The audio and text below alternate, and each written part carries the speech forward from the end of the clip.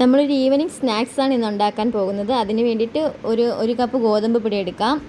അതിലേക്ക് ഒരു 2 table spoon അരിപ്പൊടി ചേർത്ത് കൊടുക്കാം. അരിപ്പൊടി ചേർക്കുന്നത് ഇത് നല്ല ക്രിസ്പി ആവാൻ വേണ്ടിയിട്ടാണ്. ശേഷം ആവശ്യത്തിന് ഉപ്പ് ചേർത്ത് കൊടുക്കാം.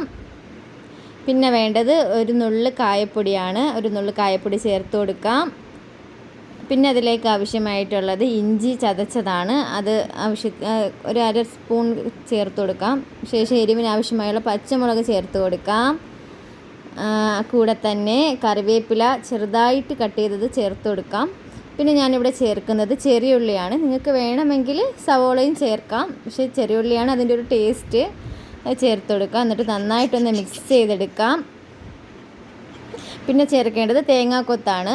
അത് നമ്മൾ എത്രത്തോളം ചേർക്കുന്നോ അത്രത്തോളം അതിന് ടേസ്റ്റ് കൂടുകയേ ചെയ്യുള്ളൂ. അപ്പോൾ നമ്മൾ ആവശ്യത്തിന് തേങ്ങാക്കൊത്ത് ചേർത്ത് കൊടുക്കാം.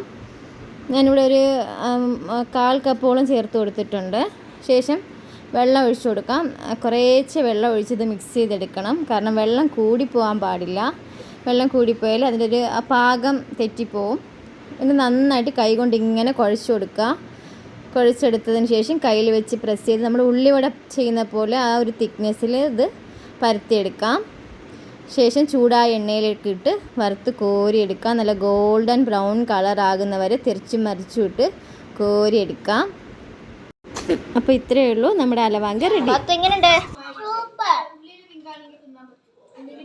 അപ്പോൾ എല്ലാവരും ലൈക്ക് ചെയ്യുക, ഷെയർ ചെയ്യുക, സബ്സ്ക്രൈബ് ചെയ്യുക.